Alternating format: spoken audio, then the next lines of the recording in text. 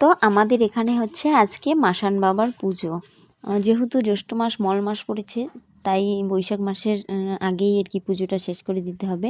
তাই দেখো, আর এখানে এত রৌদ্র উঠেছে, মানে আমরা রৌদ্রে বসে কাজ করছি। দেখো, বাড়ির সবাই, আমাদের পাড়ার, মানে এই পুজোটা তো যেহেতু পাড়ার সবাই মিলে, তাই আমার ওই যে ননদ আসছে পুজোর কথা শুনে।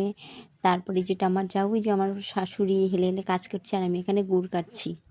যেহেতু মাসান বাবার সবথেকে প্রিয় হচ্ছে খাবার হচ্ছে দই চিড়া আর হচ্ছে কলা। তাই আমরা এখানে সব, মানে পাড়ার সবাই এসে যদি সহযোগিতা করেছে, তার থেকেও বড় কথা আমাদের ফ্যামিলির সবাই। যেহেতু মানে রোজকার পুজোটা আমার শাশুড়িই দেয়, বাড়ি দূরে, তবু প্রতিদিন এসে পুজো দিয়ে যাবে মাসান বাবার। আর এটা হচ্ছে পাড়ার মানে 10-এর পূজা আর কি, আমরা দশমগতি পূজা বলি। তবুও মানে বেশি দায়িত্বটাই আমাদের উপরে, পরিবারের উপরে পড়ে, কারণ আমার শাশুড়ি সব দায়িত্ব নেয়। তো পুজো হবে, তখন আবার দেখাবো। টাটা।